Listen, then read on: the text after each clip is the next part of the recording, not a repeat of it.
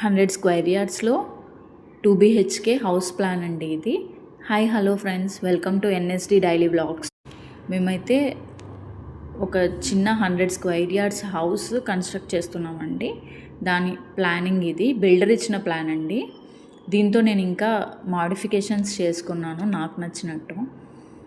ఎందుకంటే ఇల్లు ఒక్కసారే కట్టుకుంటాం కదండి. ఇల్లు అనేది మిడిల్ క్లాస్ వాళ్ళకి ఒక డ్రీమ్ కదా.